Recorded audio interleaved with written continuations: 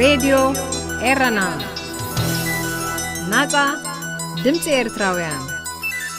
ክቡራት ሰማዕቲ ሬድዮ ኤረና ከመይ ቀኒኹም ናይ ሎሚ ጋሻይ ካብ ሕቡራት መንግስታት ኣሜሪካ ፕሮፌሰር ኣርኣያ ደበሳይ ካብ ዩኒቨርሲቲ ደልዌር እዩ ፕሮፌሰር ኣርኣያ የቀኒለይ ክብረት ይሃበለይ ዕድመይ ኣኽቢርካ ፈቃደኛ ስለ ዝኾንካ ብስም ሰማዕቲ ሬድዮ ኤረና የመስግነካ ኣብ ዝሓለፈ መደብ ሬድዮ ኤረና ዝተፈነወ ብስነ ጥበባዊ ስምዖን ሓጎስ ዝቐረበ ንቕዋም ዝምልከት ከምኡንኩም መቃለሲ ባይታ ብዝምልከት ርእይቶ ስለ ዝነበረካ ደው ኢልካ ኣለይና ተራኺብና እሱ ክንጠቕሶ ኢና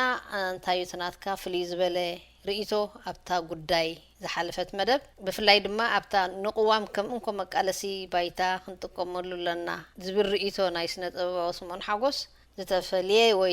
ተወሳኺ ዝመስል ርእይቶ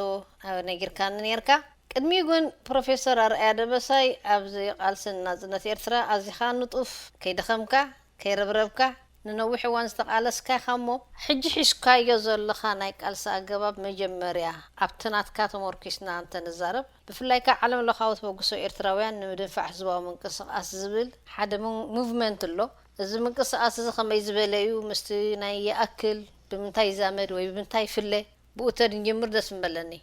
يقنيلي حرقو حقي إذا عدل زهابكني مس سمعتي ناي راديو إرنا بتي حاولنا سنة أبواوي سمعون حاجوس تزاربوا بقدامي سمعيو بحكي تمسيت سمعيو كل زبالو أنا مسؤول ملو إتسامع جن حنتي زوجة اللي تكوينا تسلد سمعتني لساتة توسخلاص حاشة يو بزبل ناخذ كونتاكت جركني رمو تأخذ سخلاص بولكسي مستحيل الكيو زلخين إحنا ناي علم لخاوي تبقسو نمدفع حزبه من قصقاس إرتاون زبل تقريبا يروح سنة حساب اللهم نتا ناي سنة باباوي سمعون حاجوس زبالة نعمل مملأتا كتكوني لإذا حسب كقرب الله كقرب حسيبا كونتاكت قبل كوخي كم تزبل كيو نحنا تي علم لخاوي تبقسو إرتراوان مدنفع حزبه من قصقاس درجة خمن قومسي شدش عمد كوين نايم بشتشحن عسر شدشتنينا قيمنا نيرنا نحنا بوليتيكال ودباتنا يكوننا ناي بوليتيكا ديتن ويم سلطان ما حزي كونسي اتي ناي بده هاجرنا تاع مثل تحاسبنا كم كلنا اريتراويان سي حابيرنا ناي هاجرنا ناي حزبنا نصقم بخمي من قدينا كنت فتحو نخيل نزبل حسابات مكفال كان السالط زقومنا جوجل لقينا اجيتا نحنا نقرب هذا الحساب مزا حاونا زبلا تي وانا تصقمنا زلو حجي كم تزبلوسي هاجرنا قوام اللوا حكي حزبي تخاطعلو 4 عمد اكل حزبي تخاطعلو تداربلو حركه بتي ناي قوام كوميشن درافت قيمو تقربو خابون بعلو اصدقوا كابوها بهاجراوي درجة أتينا هاجراوي بايتو تصدقوا بعشرين سلستن شعتين 277 كم صدقة جلسوا ونيرو حكيها كلازم سكابوش معلتي جميرنا بحكي هاجر ناس قوام زلوا هاجريا أبقى حاجة كيوز نبركت زوجة اللي نجار الله دول كي نيركنو استوها زوجة اللي لنا شعام الصدقات زيا أبقى برخطو علز اللوا قدايا قواميا زبالة أنا نسامع عليا من البات هذا سبات كم زبلوا مهنيات ما أبو جزياسي يساس كصدقة خين تصبيه بلنا مهنياتهم ناتو تا ناشلت أنو جزيان دانيرا شعات ودي أماتي تا قوام الصدقات قال حدش بريزيدنت يزقوا سلازي نتا بريزيدنت تعزنا ورا بريزيدنت كصدقة لنا خين تصبون أي جبأنا نيرنا سلازي عام الصدقسي أب جبري أخذوا علنيرا من الوقت هذا ناي بوليتيكا أناليست انتابلو ولا حتى زودلتها نجرسي كابزال معلتي صدقت الله جميرة إذا قوام ديا جبراوي تكوني لهم حتى عرفت نجر وسيهم لا أنت تدخل نيرهم زبالة محوانا نيروبلو أبتقوا مالتي أبتقوا مصحف أبتم قوام ما أجيرهم صحيفة ملانيرهم تتخونسي ما حاشا نيرو وزبل الرأي لهم أنا بس سمعون السامعين زاد اللونا يكون منياتهم أوردي ندحرت بايتو أصدي واسي قبراويت يا مكا خباسي قبري أخذوا علني روا جن هجي سمعون من الوقت قربت اللي قدلته هنا تسمعتني تصدق بر إساس أب قبري كم ديتو عل سلازد له مجمر أنا قرز وجه مس إثيوبيا جمركو تا قوام أب قبري نخيتو عل تجبروي بفلات تجبرو خوين يعني سمعنا خلقتون بزحاتكم يوم تسامعنا 5 بلاد اللغة إذا أجي روح جي تاو مستجمرت جي أبو جي نازل لنا ድሓር ከዓ መሬትና ተታሒዙ ተጎቢጡ ዘሎ ስለዚ ግዜ ይኮነን ሕጂ ብዛዕባ ቅዋምን ብዛዕባ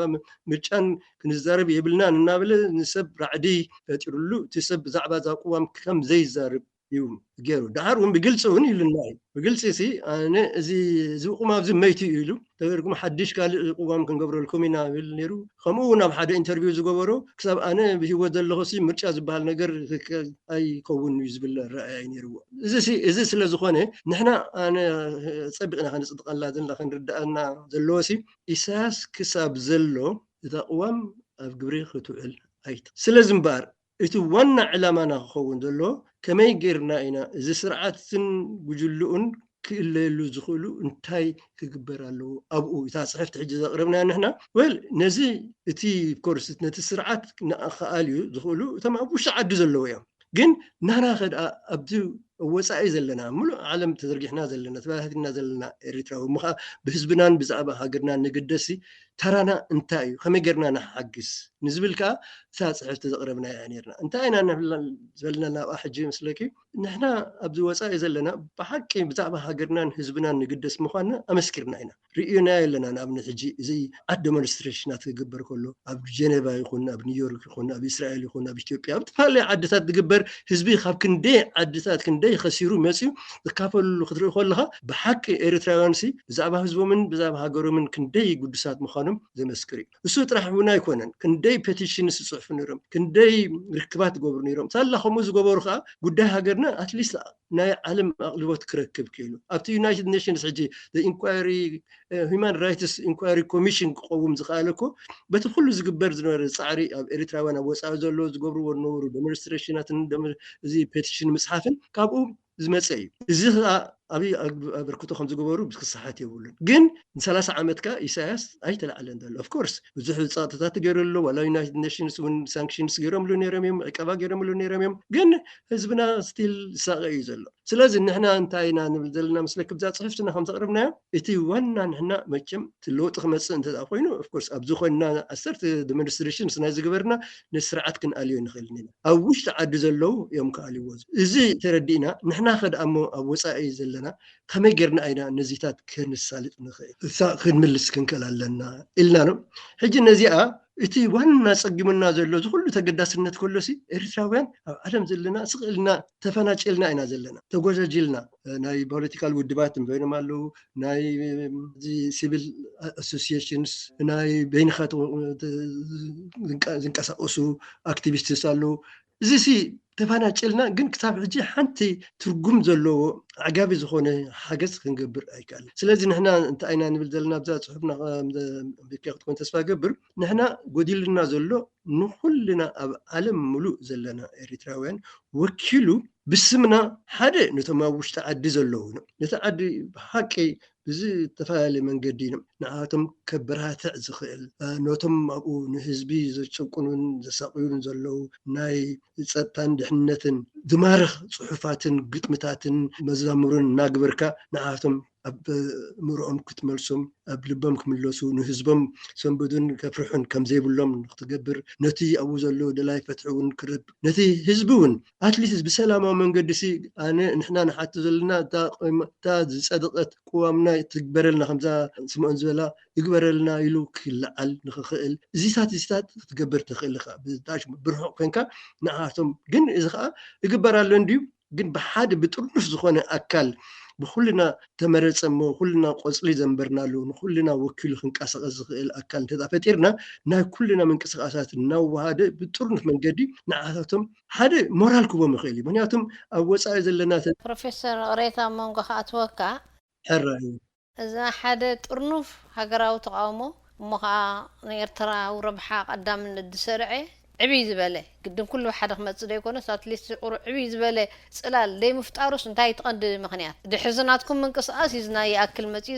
ናይ ኣክል እውን ሕጂ ካልእ ጨናፍራት ይወልድ ኣሎ እሞ ኣበይ ዘሎ ትሽግር ኣብ ድሕሪት ከይድና ብዙሕ ሽግራት እንዲ ዘሎ ኣነ ግን ሞር ከድበሉ ዝደሊ ኣብቲ ሕጂ ዘለና ኩነታት ምክንያቱ ናይ ዝሓለፈ ሓሊፍ እንድዩ ሕጂ እውን ስቲል ሓላፍነት ኣለና ህዝብና ግን ከም ዝበልክዮ ብዙሕ ምክንያታት ኣሎ ንኣብነት ኦፍኮርስ ፖለቲካል ውድባት ኣለዎን ንሳቶም ብዝከኣለ መጠን ነንሕዘን ክጠራነፋን ሓቢረን ክሰርሓን ፃዕሪ ገብራ ነይረን ካልኦት እውን እንቅስቃሳት ኣሎ ግን ሓቢርካ ናይ ምስራሕ ግን እሳ ኣይተፈተተነትን ክሳብ ሕጂ ሳምሃውሲ ብመሰረቱ ኩሉ ግዜ ንብላ ኢና ነው ሓቢርና ሰሚርና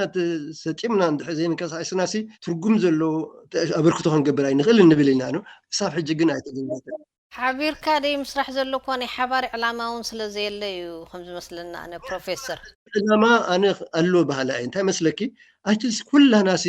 ኢሳያስ ዋና ፀላኢና ምዃኑ ብጀካቶም ነቲ ስርዓት ድግፉ ፀላኢና ምዃኑ ኩልና እዚኣ ንሰማዕ ኣለና መስለኒ ነው ስለዚ ኣብኣሲ እሳ ንኩልና ከተሕብረና ትኽእል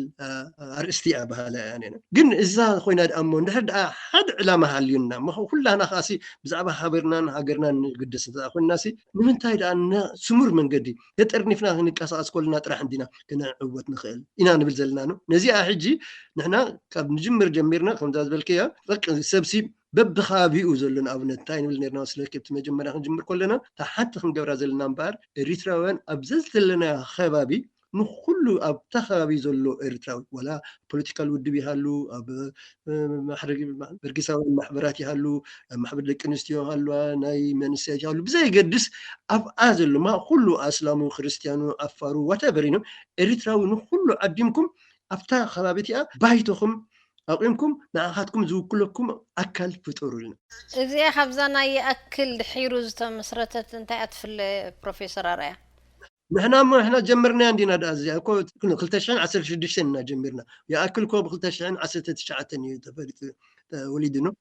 እማ ሕጂ በቲ ናይ ይኣክል ተሳዒሩ ዲዝናትኩም ምንቅስቃስ ዋላ ኣሎ ስቲል እቲ ንሕና ንብሎ ዝነበርና ብሓቂ ኣብ ግብሪ ይትርጎም ኣሎ ዝብል እምነት ይነርና እዚ ይኣክል ክኸውን ከሎ ምክንያቱም ክሳብ ሽዑ ኣብዚ ኸድናዮ ብዙሕ ቦታ እንዲና ንገልፃ ነርና ክንገልፃ ከለና እዛ ነገር እዚኣ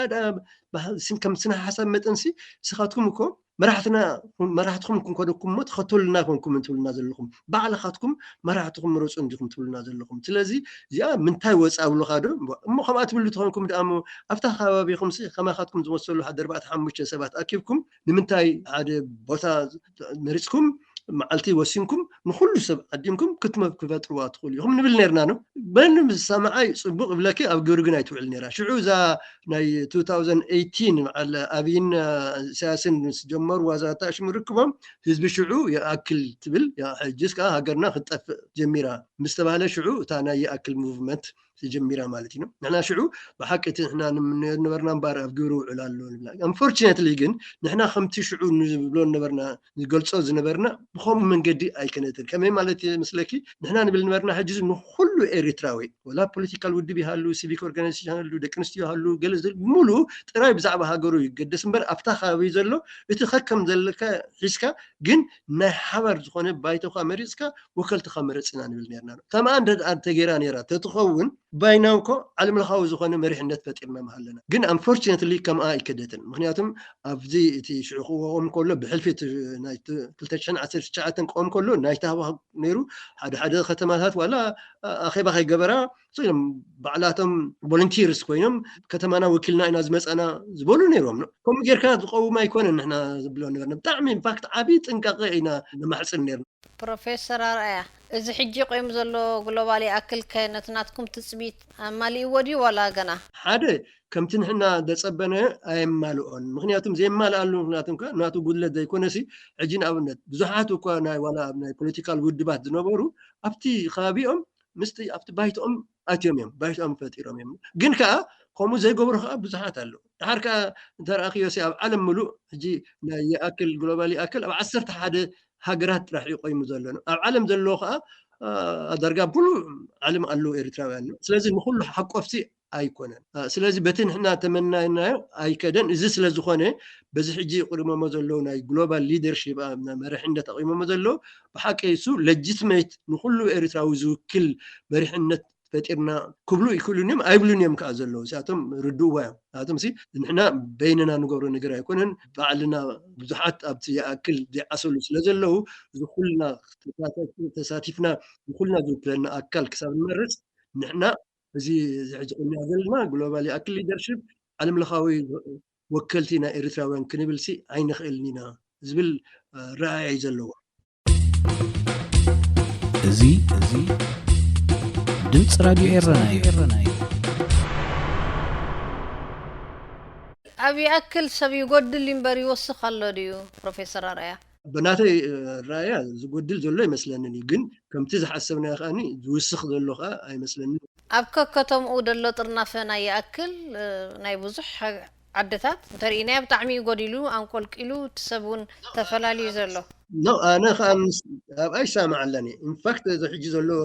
ሊደርሺፕ ናይ ዞም ግሎባሊ ኣክል نو بمريحنا تايكون كنت بلدلخو أبت grassroot حزب دقب بشمي أكل دقب حزبس بتاع موحد يدلخو خمت تبقى سيكونا نيز بلدلخو أنا خمات أفلت أي باللين زلني يركب مسلم لاي جلوبالي أكل ما راح تزلون ديو تزقبرو زلو من قصقاسات إمباكت حجي حانت خلنا يركز دلي تي ساتهم تردي هو مالونه زي مالت تي إحنا قديلنا زلوسي نخلنا ترنفنا أكل لاين نوتو تردي هوم إذا أن إحنا بيننا خن عموس الذي نخل يلوم حجي بحسر جزية زمس زلو ورحي من البات نخلن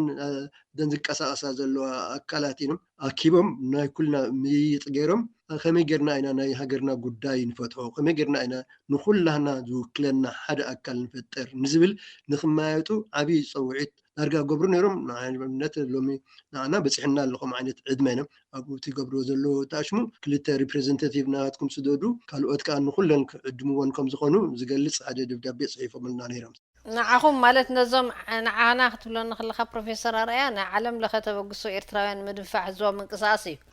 هو نخل جنها زنكاس أصدلو political ودي بيهالو أبدي ناي بحر ناي civic organization سيهالو ناي دكنو سيهالو ناي منسيات يهالو تودي بو زنكاس أصدلو كله أكل كساتة في دلو ككلتا representative السديدو مغنياتهم إتي حنا حاسبان ساتمون زقبلوه نخلنا زوكلنا أكل كفتر أخوي نسي كل جد عالم ملؤ زلو قدوس إريتراوي كساتة كخلالو أنا أنت هذا دساتي فيه إتيز مرز أكلكو هم يجرد أمون نخلو إريتراوي وكيله يتطابق قبل أكلنينا تسبع له قصلو زنبرلو أنت أخوي نجن هذا خلت تقمله هذا إذا بعلو فتقرو أكل سلازخانة ملؤ دقافو خبوي كل أي نجر كأن هذا كله خساتة نحجر كابز ناي مرجع نخلو سب نخلنا ذوكلنا أكل من مرز كل سب نحتساتي فيه أفتي هاجر ناي مناس كا من قد تصور قولوا لها مالتينو otherwise يا أنت زي غيرك جن نحب وش خير تخيل كأنك كم زي أي قدس أي ملكتك كانيو ذل كايو خوينو خصم معه خيليو الحركة أي تزوم مرت مريح النتون لجيت ما يتكوينو نخلو إريتراوي وكل خوينو في قربون أي كلني زيادة ردي أتوم على لازم قلوا بالي أكل نزيهم كحجي حسيو ما زلوا نخلو ذنك أساس زلوا أخي بقى جيرون تويعم بجهتكم ناي كلنا ناي هاجر قدايس لزلنا هاجرنا خنا دحين تدخلنا تمايتنا بزيادة سامع هذا ميكانيزم الجباب أما رأسا كنسامع خنكلالنا إلهم قربان أنا حجي إذا بدك صحفتي كم حسب سنة حسب أنا بأنا ماتيو قالوا أت كوميتات حسابات كلهم خليو نحن إذا نحن نبلات رايك نعطي كنا نبذلنا كاب أزبل صح حساب تهليو تعميم دسنا ولا هنقبلنا إذا نحن قريبنا زلنا نجمرها نقر it's all inclusive كل حق فيها كل قدس إريتراوي من قد تسرقيا تكافليا قال أي كأ بمكراتيك زخون جوابي سلزي بحرقة بحسوس قدك تسرح كأليان بلنا بإنترنت جيركا سب كله خمس جب متى حنت تقريبا نازلنا حساب متى مسلكي حنتي ناي registration and election commission بزوم كلهم بستأكبوا أبنة أبزحجة حاسبوا زلوا بالجلوبالي أكل حاسبوا زلوا أخيبا كلهم تعدمون كلهم ذكاسة أصلوا أكلات عردا نزانا election registration election commission تسامع عملة بقى مسرت لا يدخلون السوفت وير بروجرام جيركا بإنترنت تقيمك بحثر جزء كل سب ريجستر كوينهم أفتنا مرجعهم ذكافل كجبر الكالينا بروفيسور أريا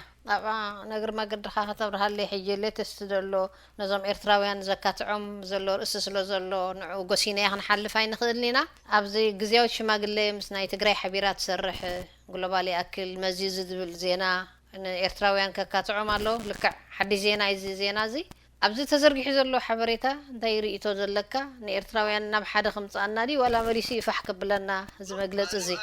أنا أريد تزلات أنت مسلك حرقو حفتي هذا إذا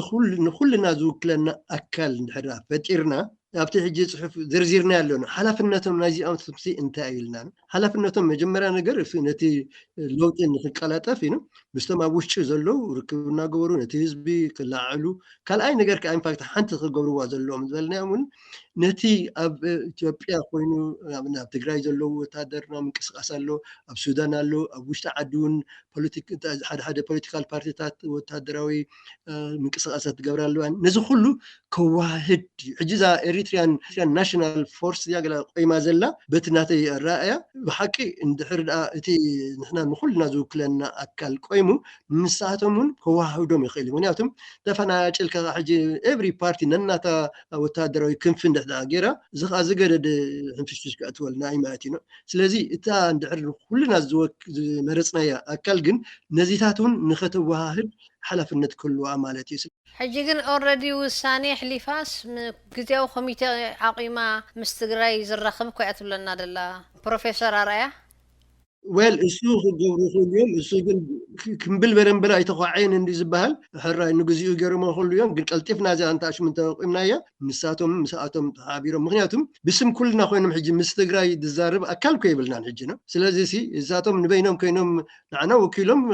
ብዛዕባ ጉዳይ ሃገርና ብዙሕ ክዛረቡ ይክእሉን እዮም ግን ነቲ ወታደራዊ ምንቅስቃስ እንቀሳቀሱ ክእልዮም ዝኾነ ምናልባት ባዕላቶም እውን ብናታቶም ተበግሶ ምስቶም ካልኦት ኣብኡ እንቀሳቀሱ ዘሎ ሓቢሮም ክሰርሑ ተስፋ ንገብር ኢና እንተ ኮይኑ ከዓ እዚ ሕጂ ንሕና ንቆም ሓሲብና ዘለና ኣካል ንሕና ኩልና ተሳሚዕና ቆምናዮ ንሱ ሓላፍነቱ ነቶም ኩሎም ከዋህዶምን ምንቅስቃሶም ከኣኒ ሓቢሮም ንክብሉ ክመርሖም ይኽእል እዩ ማለት እዩ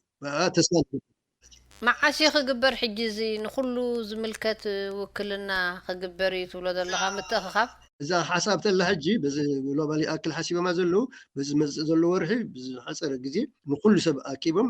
ከዛርብ ከማይጥዎ ማለት እዩ ስለዚ በያ ጸሎት ንገብር ክንሰማዕ ምናልባት ንሕና ንብሎም ሕጂ ነዚኣ ከሳምዑና ዝኽእሉ ምናልባት ዓበይቲ ናይ ሃይማኖት መራሕቲ እንተዝመፁሞም ዓበይቲ ዓዲ እንተትብሉ በጃኻትኩም ናይ ሃገር ጉዳይ ስለዘገደሰኩም ይኹን ክንዲዛ ዓመት እንቀሳቀሱ ዘለኹም ክሳብ ሕጂ ግን ኣድማዒ ዝኾነ ነገር ኣይገበርኩም ሕጂ ከዓ ኣብዚኣ ከለኹም ምእንቲ ህዝብኩም ኢልኩም በጃኻትኩም ኣብ ውሽጥኩም ዘሎ ፍልይ ገዲፍኩም ተሳሚዕኩም ክትወፁ ንምሕፀነኩም ኢሎም ቁርብ ትለይ ናይ ሃይማኖታዊን ናይ ዓበይቲ ኣዛርባን ምክርን ሂቦም ንኩሎም ከሳምዖም ተስፋ ንገብር ከማ እንድሕር ዓዊትና ብሓቂ እዚኣ ቀልጢፋ ክትግበር ትኽእል እያ ዝብል እምነት እዩ ዘለኒ እዚኣ ምስ መንግስቲ ስደት ምቋም ትብል ካብኣ ፍልይ ድበለ ድያ ወይ መንግስቲ ከይበልካስ ንሓበር ብምሉእ ነዚ ደገ ደሎ ወይ ነቲ ድበዝሕ ትጥርንፍ ሓንቲ ሕጋዊት ኣካል ክትህሉ ኢኹም ትደልዩ ዘለኹም እንታይ መስለክ እታ መጀመርያ ትቀርብ ኮላ እዛ ናይ ገቨርንመንት ኢን ኤግዛይል ኢሎም ዘቕርብዋ በዓል ሳሊሕ ዩኑስ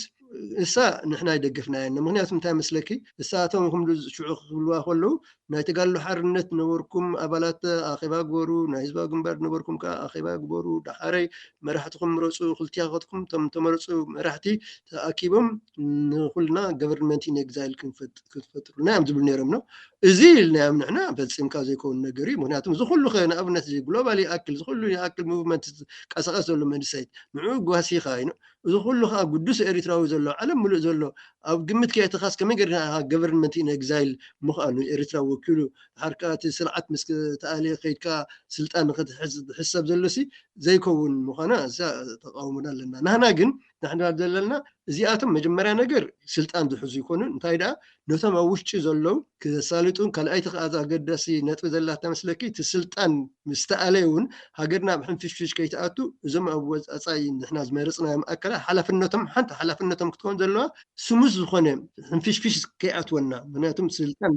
ምስ ሃገሪ እዚኣ ከዓ ሓላፍነት እዮም ሕጂ ክትቅርቦ ኣለካ እዚ ነገር እዚ ድሓር ምስ ኮነ ይኮነና ካብ ብሕጂ መፅናዕቲ ጌርካ መውፃት ምሁራት ኣሳቲፍካ ኮይኖም እቲ ክመፅእ ዝኽእል ብድሆታት ኣፅኒዕካ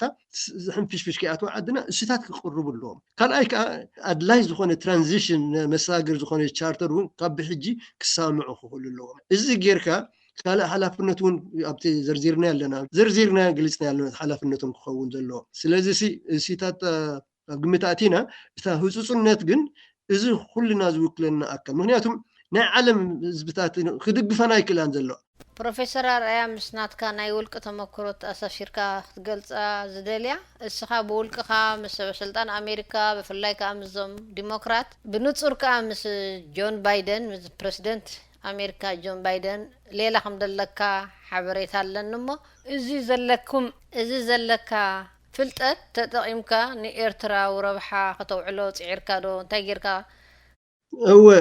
عندي أنا أتصبغ التمهار كلها زي بخلتشحن عسرت سلستن قرمكيو كابايتوز تمرسو مرحتي عدات قبرني رما أمريكانو حجي سامهم حدا سب دويلو بجاخا بتي وايت هاوس بتي ستيت ديبارتمنت سي مستوم ناي إريترا حلفت خزار إريترا زميل كوتو ما حلفت خزار ودلي مو قصر سينا قصر دوت نركب دوت قبريلنا قليل مني لكن حجي مس بايدن رئيس بريزيدنت شعو سنتر بايدن كابنانا يونيفرسيتي أنا زمرول زلخو يونيفرسيتي اوف دلوير كابو استمر سلازخونه ناتي ون حد حلفنت نبرني مسؤول الرخب نري سلازي نسات تقيمه قصرو خمس قبرو غيرلهم تا حلفيت زاريباتهم شو نصبحيتو الزاريبيا غني اللي خمزيلك سلا ترخبك بتعمين انا مسجن حجي موزنا شعب اوباما ادمنستريشن غزي نيرو اذا اوباما ادمنستريشن مو حجي حجزنا دو مسلك مسول كواز نغرتني فصيما الساخه وان موتيفيتنج فاكتور كنتنا تايلات المسلك حرو سماعي لان زي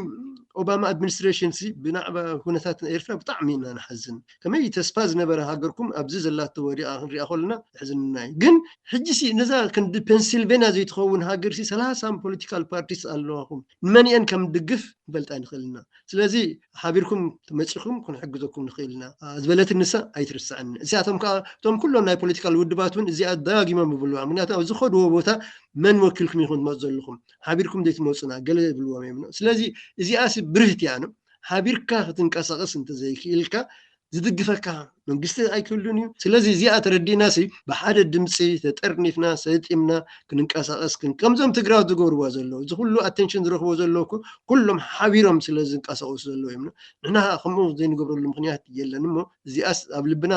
ንሕድራ ክንክል ኣለና 30 ዓመት ህዝብና ተሰቃዩ ክዞም ስኢልና ናይ ዕድመና ኢሳያስ ክናዋሕ ክንገብሮ የብልናን እዚኣ ኢና ክንገብራ ዘለና እዚኣ ብዝሓፀረ መንገዲ ኩልና ንሰማዓሉ ኣገባብ ንኩልና ዝውክልና ሓደ ኣካል ንፍጠር ንኽኢልና ብሓቂ ቶም ውጭ ዘሎ ኣብ ሞራል ክንቦም ንኽኢልና ብዙሕ ዓይነት ሓገዝ ማቴሪያል ይኮነ ሞራል ይኮነ ብዙሕ ሳፖርት ክንገብረሎም ንኽኢልና እሞ እዚኣ ክንገብራ ኣለና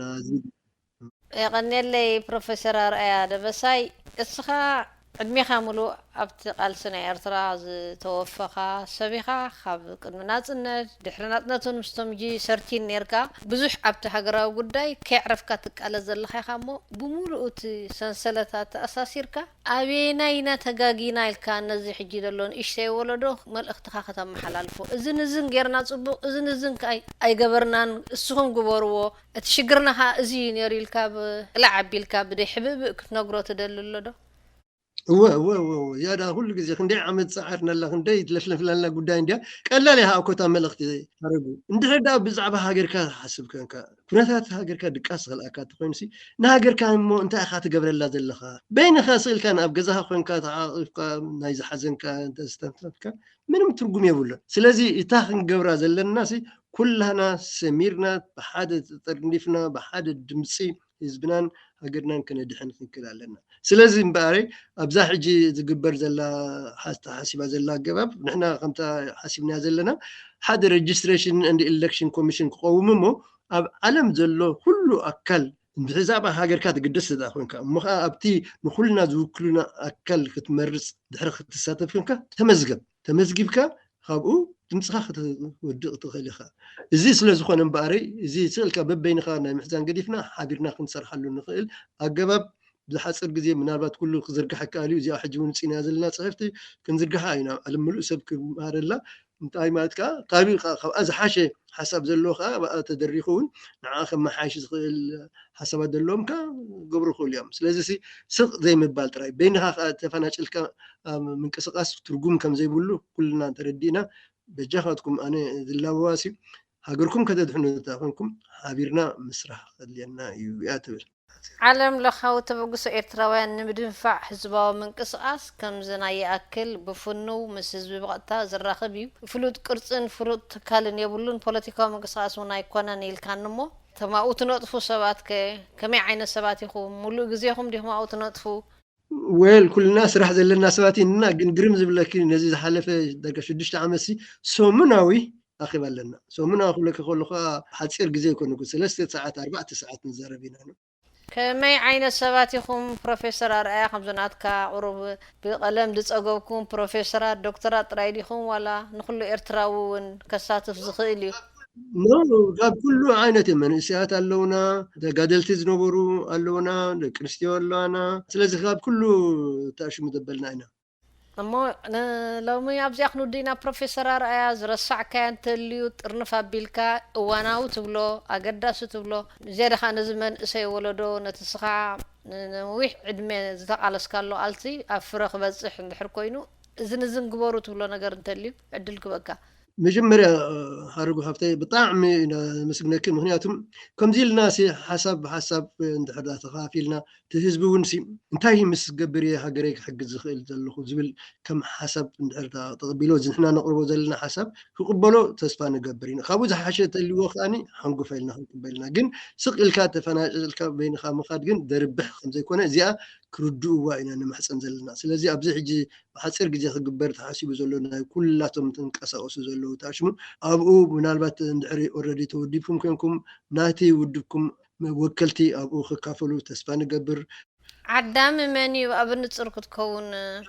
عدامتي زي امناي جلوبال ياكل مرحنه عدموا زلو يا ذا اخي بزيا فلت علتن ساعتنا لوري هو ديسمبر 18 ناي كلتا معلتيات حاسبه زل ساتم دحر الناس غوروا انا قدميهم الناس غبره لا نبرن كن حاتيت كن لخ ملسي الله أما تصرف أنا قرت لي اللي هنا تقلو بروفيسور أرأي